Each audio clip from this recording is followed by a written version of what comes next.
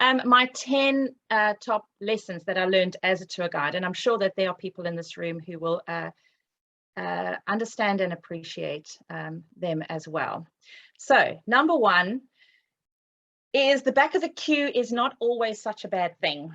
So when I did a tour in Morocco, I had one of our optional excursions was that the group would meet us, we'd meet at the hotel, and then these 4x4s were all lined up outside the hotel, and we jumped into the 4x4s to go and watch the sunset in the Sahara. And we got onto fours and fives, and there were obviously no road signs, so they just drove wildly into the outback, like Moroccan outback. And I thought at one stage, I think we've been kidnapped, because they were just driving like complete lunatics. And the next thing, we arrived at this little hut in the middle of nowhere with camels. And there was a man who had blue skin, because the Berbers dye their cloth in blue dye, so it comes off on their skin, and they look like blue people. It's fascinating. So we put all the clients, as you do as a good tour director, you put them all on the camels, and off they go. And the guy said, well, actually, we don't have enough camels for everybody, but you can share. And I looked around, and they were all about my size, all my clients. And I thought, the poor camel has to have me on its back and someone else. So no, we don't really want to share. So he said, well, we've got camels further along, 5 minutes drive away. So we got into the vans, the 4x4s, and we went off to get on the camels. So now we're about 20 minutes behind the group. And as we were going, the sun was starting to drop, and our Berber guide stopped us and turned around and pointed at the sunset. I can honestly say it was the most amazing day of my life to this day. I cannot tell you how beautiful it looked, the sea of red. And the advantage was that we were still on the camels. The group had already got to the vantage point where they were watching the sunset, and I had been at the back of the queue. And actually, I got the best experience. So there I am on the sand dunes. You can see that the quality of our photographs in those days, terrible. And that's proudly one of my photos. Again, doesn't show anything of what it actually was like. Lesson 2, less is more. I said more is less. Less is more, and not the can girl. But one of the things we were told on our training was you want to talk on a microphone, on a spiel, for so long that the clients sleep, and when they wake up, you're still talking. Then they're really impressed with what you've told them, because they think you're very clever.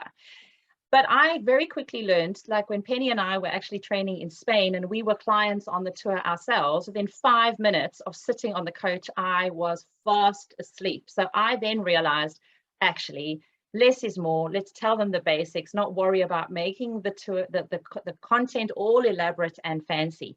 So yes, less is definitely more. And this is one of my clients. He was actually a DJ on South Australia radio for a long time, a breakfast show. And that's one of our colleagues, Bushy.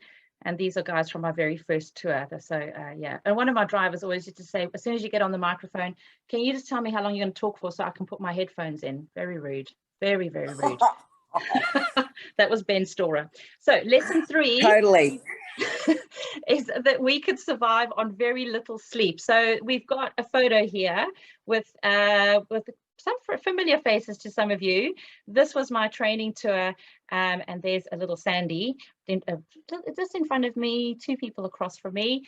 This was our training trip in 1997. And it was the toughest thing I think I've ever done. It was like military training without the star jumps, although I really felt like I'd done star jumps most of the time. And we would get up very early in the morning, and we stayed in camps. It was February, so there were sometimes we stayed in campsites, which was bloody freezing cold. The snow on the ground. There was snow on the ground. And we were in tents. It was to toughen us up, and look what we've achieved in our lives. But one of the things that we had to do during the day was we had to do 1,000 million things. We had to learn histories and socioeconomics. We had to learn city tours. We had to learn walking tours, route notes, optional excursions. We had to learn about currencies, where to change money, public toilets, how to pay for parking. I mean, everything about running a tour. And in the evenings, we got back and we had to find light for us to study. There's a lovely picture of Sandy and me studying our hearts out as we sat in, I think this is the Vienna campsite, because, and the reason I think that is because that jumper that I'm wearing was bought at Vlad's Dracula's Castle in Transylvania. And we all bought them because they were so thick and so warm. But we had to sit in these toilet blocks and study, because the next morning we were up at stupid o'clock and had to be on the microphone and doing our talks.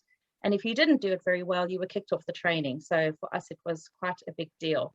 So, and Lisa's still in tourism today. And it's Lisa, yeah. Yeah, so she's still working hard in tourism. Okay.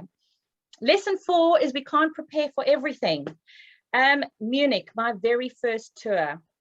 The Munich Beer Halls, I mean, that's a photo of the Beer Fest, but that's in September. But it was the beginning of the season, my very first tour.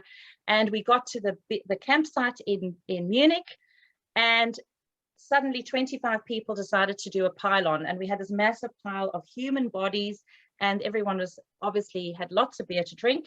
And the coach driver wanted to move the coach quite quickly so that he could park, because he had a big drive to Switzerland the next day. And everything happened in slow motion. I saw the coach coming closer and closer to the group, and I couldn't stop him. And suddenly there was this big yell, and we bashed on the side of the coach. The driver had gone over one of the client's foot, one of his feet, one of his foots. So that's not proper English if you are listening. So went over one of my client's feet. Well, it was the most, it was funny, but not funny. So the guy went off to have his x-rays done, and you know how a foot is nicely spaced out, but the x-ray was the foot was all squished together. Well, we were in hysterics. Nothing thankfully was broken, and we were given crutches and told to go on our merry way. But we arrived in Lauterbrunnen, and at the campsite, there's a few friendly faces and familiar faces for some of you. The bomb shelter is where we had the pub, and I was in the bomb shelter enjoying a nice evening of, what did we drink? What were those things called? Oh, there was Red Bull and, Red Bull and vodka. Yeah, yeah. And then those things were to stick on our foreheads. And the next thing I got a call, one of my clients was desperately ill, and she needed to meet me to come out. And she had such bad food poisoning that she was rolling on the floor like she was giving birth to a child. So while I was dealing with that and getting the paramedics in, my mobile cook, as you can see, Calvin, on the right-hand side, not the smallest guy, was on the dance floor. He was swinging a client around, and he fell on a client and broke 3 of her ribs. And this is my first tour, In 24 hours, I had a medical emergency 3 times. And one of the things that I think we all know is that anyone can give you the most amount of training, but you do not learn anything until you start the job. So yes, you cannot prepare for everything. Lesson 5, struggles create surprises. So this is one of my tours in the UK. This is St. Ives, and that's a stock image on the right, left, as you can see. That is just to give you an idea of the streets in St. Ives. Now, I know even when Sandy was in the UK and she hired a car, they gave her a nice big one, and she's like, no, I ordered the small one. I don't want the upgrade, because the streets are so narrow. The alley, you know, the little, the little lanes are always very narrow. So that's just a van. I had a group we were staying in Plymouth. We were heading down to St. Ives for the day, and my driver had to have a day off. So we had a local driver drive us. Now, a local driver needs to know what he's doing, and he does know what he's doing because he lives there and he works there. So he also knows that he should come into St. Ives from the top of the city, the town, and he should park in the top coach park. But no, this driver wanted to impress his tour director. I mean, totally understandable, but he wanted to impress his tour director, so he drove through St. Ives. What this meant was back and forth, tight turns. He wanted to impress. Before long, the local news had it on the radio. There is a coach coming through town and the traffic is backed up. So please stay out of town. Now, there was a lady who was living in St. Ives, just outside St. Ives, and her sister was visiting her, Anna. And Anna was at the coach park in St. Ives visiting their son, who was also on tour. When he was there on tour, he would let his aunt and his mother know his mother may come down and have a visit, and then she could see him during the season. And that was the gentleman, Mr. Dan Wood. That's with his second cousin, that's his cousin's child, so second cousin, at the car park in St. Ives. And on that day, I arrived in the car park, and this tour director jumped on the coach and had a go at my driver. And I thought, who is this man? How dare he talk to my driver like that? So I thought, well, he's annoyed me. I get onto my BlackBerry and I wander into town, and I get on the bus and I go and enjoy fish and chips and fight off all the seagulls that attack your fish and chips down in St. Ives. And when I get back up to the coach park, apparently the lady who was visiting her sister, who is this gentleman's mother, said, oh, look at her. He's just going to fall in love with that one. And here we are, 10 years later. So with from a struggle, you get a surprise, generally quite a good one. And we don't always know it at the time, but that is St. Ives car park. Lesson 6, white lies are loads of fun. And as tour directors, we told so many of these and we had so much fun. So this one, I think Sandy and Penny will remember, the Straubock waterfall in Lauterbrunnen in Switzerland. We used to tell our clients that the Swiss were very eco-friendly and they turned off their waterfalls at night to save water. And the clients all believed us, of course, because by the stage, they've been with us for many days and they know that we tell the truth everywhere, so they believe us. So we tell them at 6 o'clock, the fountain will be turned off. And if you want an amazing photo where there's no water at the top and water just at the bottom at the right time, you'll get this incredible photograph. To be honest, I didn't always get away with telling them that, but I told my clients that the other tour directors were going to tell their clients that. So if they wanted photos of stupid people standing, taking a photo of a waterfall, they should be there at 6 o'clock. So that was one of the waterfall white lie stories that we told. That's an awesome spin. It is. And how often do people turn up? All the time. All the time. I had them there every single time we went through Switzerland. Every time. I loved it. It was one of my favorite. Brilliant. The other one I'll share now. I wasn't going to, but the other one was in Monaco. We told them that you'd get on the coach going off to Monaco and say, right, have you all got your passports? And they're like, oh no, we left them behind. Oh, well, you'll have to get in the loo on the coach. So you suddenly have, 6 big Australian men standing in the toilet on the coach. And then you say to the others, you've got to open your passport on the photo page, hold it up to the screen because Monaco will scan us as we drive in with your face next to your passport. And they all did. They all sat on the coach with their face and their passports. And I once had 7 people in that toilet. Oh, well, spoiled. I never once had a coach that had a toilet, but we did do the passport on the window thing. And then the thing was, you'd get to somewhere like the Netherlands, and you're like, X% of the Netherlands is below sea level, and they wouldn't believe you because you tricked them in Lauterbrunnen, you tricked them with the passports. They wouldn't believe the facts after that. That was the problem. Oh, so funny. No, we had so much fun with white lies. So yes, white lies are great fun. They're not very harmful at all. Never make assumptions of the knowledge of others. And this, I know, we come across a lot as tour directors. So we were in Venice. That's one of my photographs, as you can tell, olden day photograph, but I was quite proud of this one. And our clients would go onto the gondolas, and they'd go for an experience with a gondolier. And if you got a good one who actually enjoyed his job, he might sing. And often they would point out things as they went along. And the gondolier said, and up there is an apartment that Mozart used to stay in when he was in Venice. And one of my clients said, well, how come he doesn't stay there anymore? So can't assume that people know that people like Mozart are no longer alive. Lesson number 8. Tempting fate could create a reality. So this Penny and Sandy will know, and Jay is just down the road from you, Penny. So this is actually favorite. Oh, he's my favorite human being. Sorry, Dan. He's definitely my favorite. So this is Jason and I. Actually, Penny, you were with us when this photo was taken. We were in I remember Portugal. those shirts, funnily enough. We were in Portugal at the port tasting in Fatima. But this was on our training. But Jason and I were at a service stop in France one day, and we thought, we said, imagine if people were left behind at the service stop. And we had a bit of a giggle about it. And the next thing we decided, I was 20 minutes ahead of Jason leaving the service station. So I said, if I've got anyone late, he had a couple of empty seats, will you pick them up? And then we can shock them into realizing that actually they can't be late. So on the dot, I rolled the wheels and off we went. We left on time, and we had an empty seat on the coach. And the whole group were in shock, like, oh my God, day one, she's left someone behind. I told them, you're late, you're gonna be left behind.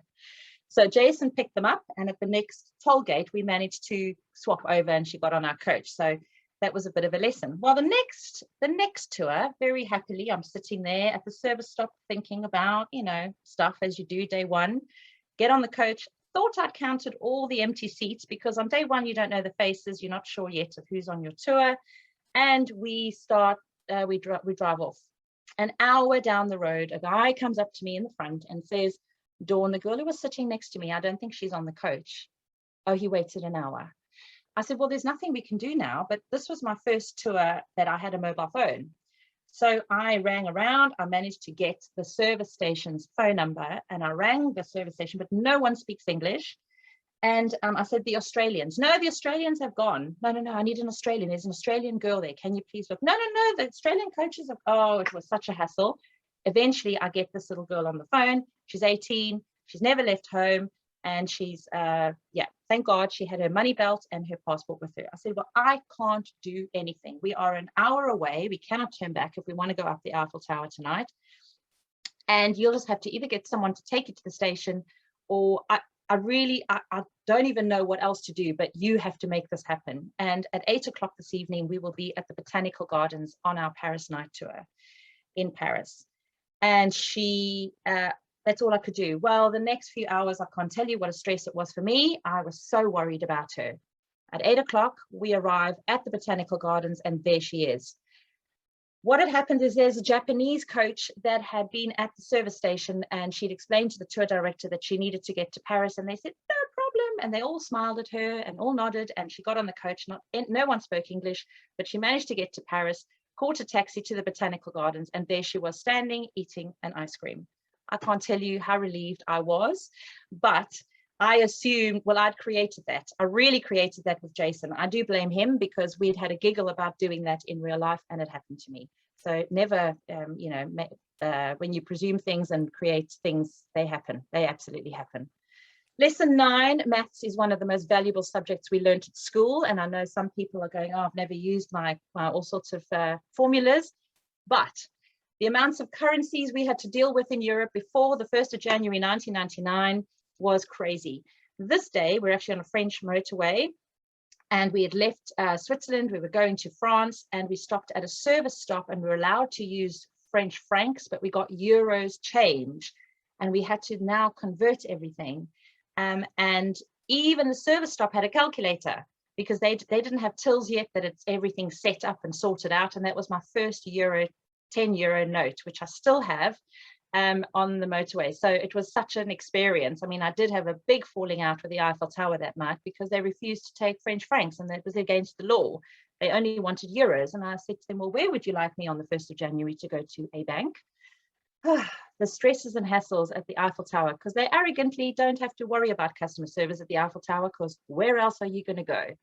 So yes, maths. We spent hours and hours working out so that we didn't lose money for paying for things in different currencies, and making sure that the clients always had the right currency so that they could at least buy a cup of coffee or a meal or souvenirs. And lesson 10, always eat the chocolate on the pillow in your hotel room. We stayed in an amazing hotel in Vienna, which had beautiful big white cushions and fluffy duvets. And when we arrived there, we would have this lovely little chocolate on the pillow, and we'd head off to the Schnapps Museum. Now you have to try all the schnapps, of course. You can't go to a Schnapps Museum and not try all the flavors. And so I did. And I got back to the hotel room, fell into bed, and the chocolate melted all over the white sheets. It's very embarrassing leaving a hotel room when the bed looks very soiled and it's only chocolate. And I did that twice. I don't know why I didn't learn my lesson the first time. It's crazy. So yes, make sure that you eat that little chocolate, because it could be for a very embarrassing situation. And I do blame the Schnapps Museum. So why would you go on a walking tour? Well, you wouldn't get to experience Plitvice Lakes in Croatia. you wouldn't get to experience traditional dancing in Zagreb in Croatia. Or see the Jubilee clock in Chester, or come up close and personal with a windmill in the Netherlands. Or explore the old town in Split in Croatia, or visit the spot where Franz Ferdinand was assassinated, which was one of the triggers for World War I in Sarajevo in Bosnia-Herzegovina. Or explore the old town and the market in Mostar, also in Bosnia-Herzegovina. Or Cobbler's Bridge in Ljubljana in Slovenia. Or explore the red light district in Paris. Or the Opera House in Paris. Or the small little churches in places like Hopfgarten in Austria.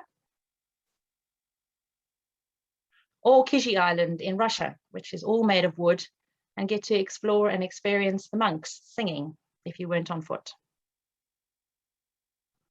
Or the inside courtyard of a mosque in Casablanca. Or Lindos on the island of Rhodes, one of the hottest places I've ever been in my life. Or the old town in Seville with Angela, the local guide. Or some modern art in the old town in Barcelona. So, how did the book happen?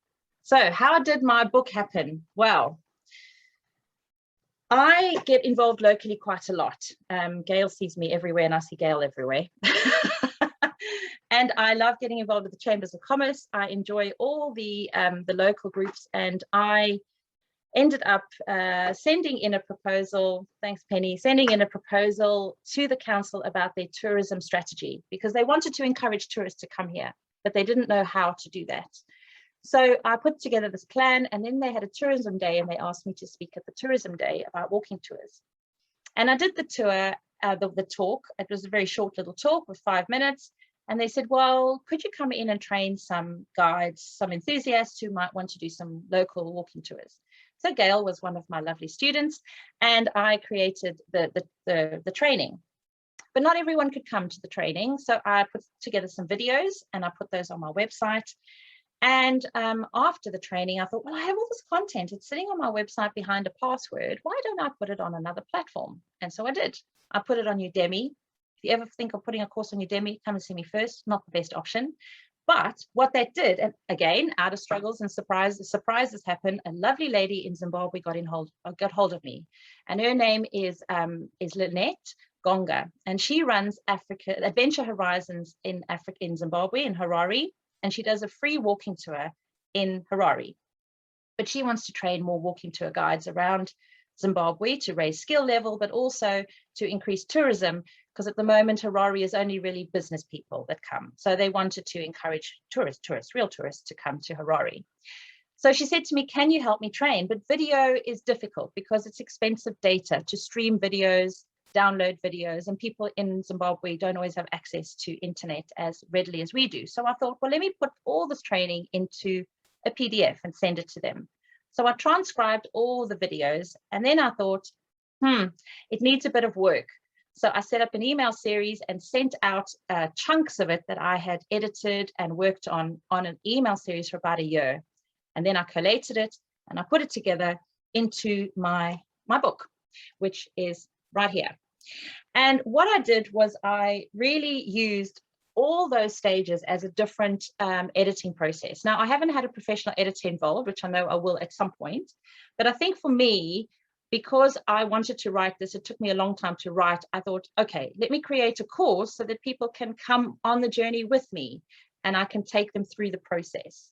So the course was really my accountability, and the course gave me more of a structure. They always say when you teach something, you learn more. And I really learned about how to put this book together and all the struggles along the way that are needed for people who want to write a nonfiction book. So the book then went through a series of editing. I got some friends to read some snippets. Penny helped me with some of that. I got Dan to read it a few times, and then I got the proof copy, and then I got the final copy. And as I was reading it aloud on a radio show of mine, I noticed more errors. And I thought, oh my, how many people does this have to go through? Which is why you need a professional editor. That's what I realized you do, because you can have 1,000 people read it and they'll still. So this is now the final bit, which at least has now kind of created a book for me. And again, it's all totally self-published, but I know that that's the first step to using it and in different ways. So that's how the book came about. And then I got in touch with some of my colleagues who are still either guiding or who've had experience in guiding, and I've decided to get them involved in the process as well. Hello, my name is Dan Wood. I've run tours all over the United Kingdom and Ireland for the last 30 odd years, and during that time many walking tours. One top tip for explaining history is to make it as fun as possible. People aren't there to get a degree in the subject, they're there to be entertained. So you can always fracture your history with using modern technology like mobile phones and texting. It's amazing how many laughs you get when you hear that Henry VIII texted his Chancellor to say, chop her head off. Walking tours of York is one of my favourite places to have a walking tour. Yorkshire can often be damp and windy. If you stand in front of the west door of the Minster, which is arched and steps leading up to it, it serves two purposes. One is to keep your people out of the rain, and secondly, the arch itself acts like a sandbox, so you can project your voice much more clearly over wind and rain, especially when you're talking to a bunch of damp people. At the same time also, they get a great subject to look at. No, not you, the archway over the door of the west front. There you go, another top tip. Hi everyone, my name is Sandy Barker and I'm an author. I used to run tours in Europe, and as part of those tours I would conduct walking tours. And I would say my top tip is to make sure you tell the story. So it's great to have those fun facts and, you know, the dates and figures all right, but you really want to tell the story so that you bring to life those locations that you're visiting. Hi, my name is Tony Jenkins. I'm a tour manager and also a cruise director on riverboats. And also from time to time, I've been a local tour guide as well. A few hints when I do my tours. I always ask, first of all, where people are from. I think that's very, very important to ascertain what nationalities you're dealing with. Then you can also cater for such things as Celsius and Fahrenheit to ensure that you know how hot somewhere is or cold somewhere is in the winter. So that's one of the first things. Also, as well, I like to know how their mobility issues, if there's people have mobility issues, that's also important, because if it's a walking tour of a city, you don't want to walk too fast. So you have to cater around the people who have probably mobility issues or are much slower within the group itself, because they paid the same price as everybody else. The other thing I think is knowledge, of course, is very, very important. But sometimes people get bogged down with statistics and dates. And these are things that probably the people will not remember. However, if you tell them a little story about the town or anecdote about the town, these are the things they will remember. For example, Antwerp, and to throw the hand of St. Bavo, for example, that's something you remember rather than some obscure date of 1456, for example. Those are a few things I would say. The other thing, of course, is you shouldn't talk too fast. You should always make eye contact with the guests, which is also important to make them feel comfortable and to think that you're engaging with them, and hopefully they'll have a great experience. There are many, many other things, of course, as a local guide you need to know or do, but that comes with experience. So these are just a few little hints that might help you for a local guide. Hi, I'm Mark Carter. I'm a director of a learning academy, and in a former life, I was a tour leader with Kentucky Holidays and for Travcorp, and also a training manager for 4 years of that. So developing leaders, including walking tours, was a component of that role. So here's some ideas. I've got 3 quick ideas I thought I'd share with running or walking tour. First one is to keep expanding on your knowledge of the walking tour you're going on. not to rest on your laurels. It's probably even more important in this day and age because the speed and pace of information that people get access to. So to keep reading, keep learning, keep looking for points of interest, to keep it fresh is a great way to make sure that you're always on point. The second is around the pace of the walking tour. And I know people have different ideas around this.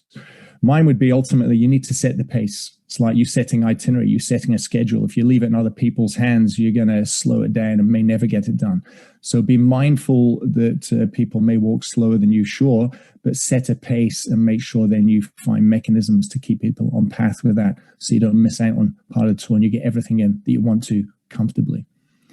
The third would be to balance the walking tour with really solid stories and knowledge and self-discovery. So make sure you're building in plenty of time, kind of nice mix from the walk between points of interest, great knowledge and stories to bring that area point to life, and then some time for self-discovery, but make sure that you're really clear with your directions and timings to meet back so you can crack on and get everything done you're looking for. That's 3 tips or 3 ideas I'd share that I think would go towards making a successful walking tour. Fantastic. Thank you, Sandy. Thank you, Mark and Dan and Tony for that. Okay, so the next part, I just wanted to read a little bit a part of my book because I know this is not a book about my stories, about my travels. It's purely a textbook. It's purely an opportunity. Yeah, the great tip was from Sandy, that lovely lady in Melbourne. That was the best tip. Okay, so the chapter that I thought would be the most relevant, because some of you have been on walking tours, and I think you've also been on bad walking tours, where you just feel like the guide is just spilling out, vomiting out facts and information and trying to be the center of attention and not allowing the town or the place or the village to tell its stories, because you become the conduit for the stories. You are not the act, you are not the show. And that's what some people find very difficult. So chapter 28, it's a short chapter, but it's just about the 5 senses. Our senses are often forgotten on a walking tour, but can have a huge impact on the experience of the guests. When you incorporate the senses into your tour, this often becomes the highlight for your guests. It's a lot of fun to come up with different ideas to include all the senses in the experience. Your goal is to enlighten and excite all the senses. So here are some examples. Sound. Is there a way to include lively rhythmic music? In a town, the sounds are the heartbeat of the community. Children laughing, car doors slamming, supermarket trolleys clanging. If you're outside, are there birds you can point out? Or that train in the distance? Traffic, or even the sound that the traffic light makes to indicate the light is green. In the mid-1990s, I did a Beatles tour in London's West End. The guide brought along some Beatles music to play at relevant stops. It really made such a difference to the experience. In the Blue Grotto in the Isle of Capri, we had gone into the cave in small boats of about 4 people with the guide. The experience was amazing. The color of the water, the reflection of the light across the cave walls, it was truly incredible. And it will always be something I'll talk about as a highlight of my travels. But what made it so incredible was that the guide started singing. We were the only boat in the grotto, and his voice reverberated around us. It danced across the water. It enveloped us. It was truly magical. And that was because he had tapped into the sense of sound, which elevated this experience. Smell. If you are doing tours outside, think about how you can encourage people to smell roses or the noise, or notice the smell of baking bread from the local bakery. Markets are full of wonderful smells, but make sure you point them out. Smell is an incredibly powerful sense. I can still smell the cheese being made at the dairy farm in the Netherlands. It was horrible, but I'll never forget the experience because of it. Touch. The simple touch of the stone of a church building, a statue, or wrought iron fencing can give your guests a real sense of history. There are so many examples of touching statues for good luck. In Verona, in Italy, touching the breast of the statue of Juliet, of Romeo and Shakespeare's Romeo and Juliet, is a good luck symbol of fertility. Sight. Seeing is not just pointing things out, but about consciously drawing your guests' attention to something you might want to take them to, or a high point to get a better view. The view from the Sky Tower in Auckland in New Zealand gives a fantastic view of the city and a clear picture of the layout. On walks I do in the City of London, I have a folder of old photographs which I can show my guests to compare the modern city with the old historic images. It really does make things so much clearer. Taste. This is an opportunity to introduce your guests to a local dish or a region-specific pastry or drink. Maybe your region is well known for cider, Gail, or cheese. So it could be an idea to end the tour at a local pub or a cheese shop so that the guests can taste some local food. When I was working on a cruise ship in Russia, we stopped in a village along the river. In small groups, we went into the homes of locals and enjoyed their local cuisine. I will admit it was a tough one to pretend to enjoy a cold cabbage-based cake, which really is not my favorite, but it was a wonderful experience and I will never forget it. Enhance the experience. When you consider all the senses, you enhance the overall experience and bring the destination to life. And in some ways, it relaxes everyone. Your walking tour becomes a voyage of self-exploration, and your guests will start to appreciate more of what you are showing them. Every walk can be a wonderland for the senses. And remember, what you take for granted might be something really unusual for your guests. But be playful with this. It really does highlight your passion, excitement, experience, knowledge, and your skill as a tour guide. So that is chapter 18, to enjoy your walk. I just wanted to ask at this point if there's any, because we've almost finished, but if there's any questions anybody has about the book or about any of my guiding experiences. We also have a couple of people here who I'm sure could answer some questions about the guiding experience. But does anyone have any questions? Dawn, I just want to talk really quick. I'm so sorry. I'm going to have to go, but I didn't want to go because that's one of my, I don't know, we've never spoken about senses. The fact that that's in your book, it's one of the biggest things that I say people miss out on using when it comes to storytelling and communication. Absolutely love that. Yeah, I want to help you with the book. I think the book's, I know so many people that could benefit from that, even myself. So I just wish you well. I think it's, Andy. Fabulous. Absolutely fabulous. So well done. Congrats. Thank you, sir. Thank you, Andy. All right. Bye-bye, everyone. I'm sorry I have to go. Sunday. All That's right. okay. Bye-bye. Bye. Is Andy Hardy in the toilet?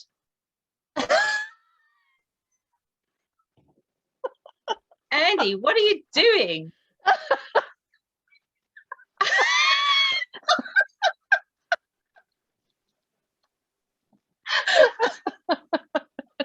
Oh no.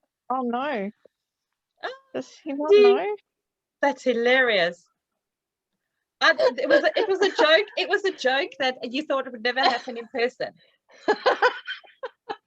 Only Andy Hardy. Any questions besides is Andy Hardy in the toilet? I'm actually fixing the toilet. I'm not using the toilet. We've had a bit of an emergency at my daughter's house, so I'm in the bog, and I didn't want to miss your travelogue, so I thought, well, do you know what? I'll fix the bog. Perfect. You can certainly pick your moment, Andy, that's for sure. There's always one. There's always an Andy. I'm glad you found it of some amusement. I didn't know, I can't work out how I mute the visuals, but anyway. I'm sorry, Andy, I just switched your video off just in case. I told you my tech lady would know how to do it. Everyone needs a Michelle. Yeah, what can I say? Thanks for that, Andy. It was a good walking tour guide. Yeah. Yeah, exactly. So there is a walking tour in London that you can do of old toilets. You can do one in Frome as well. Andy Hardy. Yeah, it's go by Andy's house. It's called the Facilities Town Centre, and in the really old toilets we put restaurants. So there you go. That's true. We do. We got a lovely old toilet block where they've taken, one of them is a little kitchen, so you can get takeaway South Asian food. Then they have a community fridge in there. So the fridge is any food that's left over from a restaurant or a bakery that they have to throw away. It can't just be from your home kitchen. It has to be obviously authorized, you know, health and safety wise. Goes into the fridge and anyone can help themselves to that. So it doesn't go to landfill. And a little museum, and also a coat rack. So people, if you've had coats that you no longer wear, then you just pop them in there and then people can help themselves to the coat rack. So yeah, our public loos are very useful. And we still have public loos, but they're automatic ones. They'll almost do it for you. They certainly wash your hands, they think, and God help you if you get caught in there one night, because that's it for it automatically locks at the end of the day. So yeah, you know, choose your moments and choose your place, Andy. You've got to watch your clock. I said clock. Okay, well spotted. So I'm just going to end off now with a quote that I found many years ago that has always meant something to me in my travels. And I don't know where it comes from or who wrote it, but your travel life is the essence of a dream. It is something outside the normal, yet you are in it. It is peopled with characters you have never seen, and in all probability will never see again. It brings occasional homesickness, loneliness, and pangs of longing. But you are the Viking who has gone into a world of adventure, and home is not home until you return. Aww. I love that. It's made, I've got a little teary as well. Very sweet. But that's it for today. I'm so thrilled that you were able to join me to put my book out there. And the hour is up, and I don't want to keep you any longer for your Sunday. But it means a lot that you're all here. So thank you very much from Frome, the Isle of Man, from the Toilet, Cambridge, Joburg, Sydney, and Melbourne, and Laura in Kent. Well, thank you, Dawn. And Dawn. Congratulations. Yeah, brilliant. Congratulations. Congratulations, Dawn. It sounds like a brilliant book, and it's not the usual factual, boring rubbish. Yeah, I want a copy. I'm going to read this one. Yeah. Well, watch your post boxes, everyone. Sorry, Dawn, are you going to sign any? Pardon? Are you going to sign any? Yes, you will all get a signed copy. So it's watch your post boxes. That's brilliant. In the world of virtual. Well, it's been lovely spending time with you all, and thank you so much for joining me. Thank you. Thank you, Dawn. Lovely to see you. Cheers, Dawn. Thank you. Thanks, Sandy. Means a lot. Bye-bye.